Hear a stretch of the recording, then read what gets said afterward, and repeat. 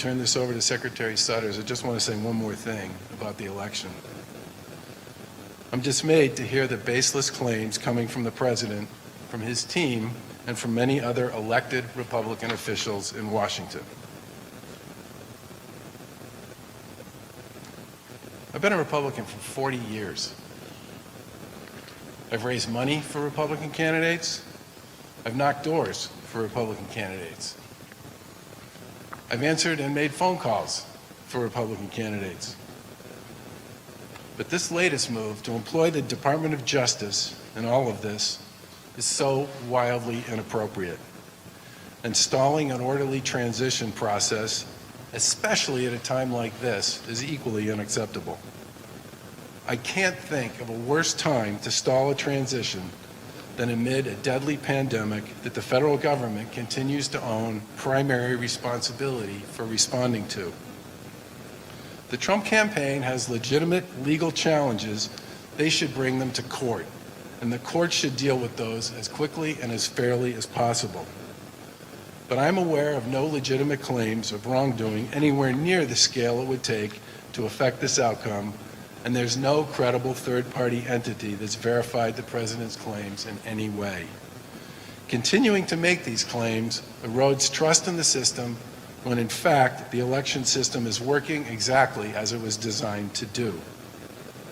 And let's not forget, there are Republican elected officials with major roles to play in the vote counting process in many of the states that are in dispute. Anybody who doubts that should take a look at some of Brad Raffensperger's comments, who's the current Republican Secretary of State in Georgia, about whether or not he thinks the process there was above board, proper, and appropriate. Orderly transitions of power are good for the country. They're good for the American people. There's simply no question on this. And every campaign season we hear a lot about doing what's best for the country. And what this president is doing at this point in time is not in the best interest of this country.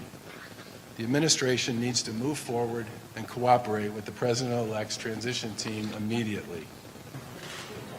Without a peaceful transition of power, what does that mean for vaccine distribution? I think the vaccine distribution process is currently being managed between the states and the federal government, and is a process that is well underway. But I just think at this point in time, it's really important that the folks who are currently in the key roles in the federal government and in the administration when it comes to all issues associated with this pandemic be working and talking to the folks associated with the Biden transition team. Irrespective of whatever might happen in the courts, one or the other is going to have to continue to play this hand through the month of November, through the month of December, and through the month of January and beyond. And as we enter a period that everybody has acknowledged is going to be one of the toughest periods we've dealt with since the beginning of this outbreak last March, it's critically important that there be a focus in our nation's capital on this issue. I mean, people were talking before the election about the possibility of additional resources for testing and tracing and some of the other key elements that states and providers are doing under the current set of circumstances to manage the current increase in cases.